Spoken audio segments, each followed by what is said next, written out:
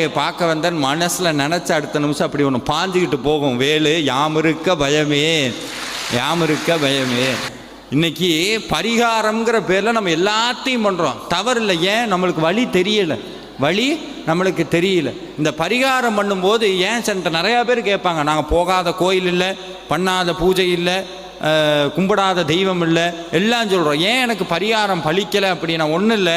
இன்றைக்கி நான் உங்கள்கிட்ட சொல்கிறேன், உங்களுக்கு ஏதோ ஒரு பிரச்சனை இருக்குன்னு வைங்க. உதாரணத்துக்கு கடன் தொல்லை தீரணும் அப்படின்னு ஒரு வச்சுக்குவோம். கடன் தொல்லை தீரணும், வேல்மாறல் படிங்க அப்படின்னு சொல்கிறேன். வேல்மாறல் படிக்கும்போது நீங்கள் என்ன நினச்சிட்டு படிப்பீங்க? எதை நினைப்பீங்க? கடனை நினைப்பீங்க. முருகனை அவர் சார் எங்களுக்கு கடன் தீரணும் சார். ஒரு உண்மையை சொல்லட்டுமா? பூஜை பண்ணும்போது எதை நினைக்கின்றோமோ அது சாத்தியமாகும். நல்லா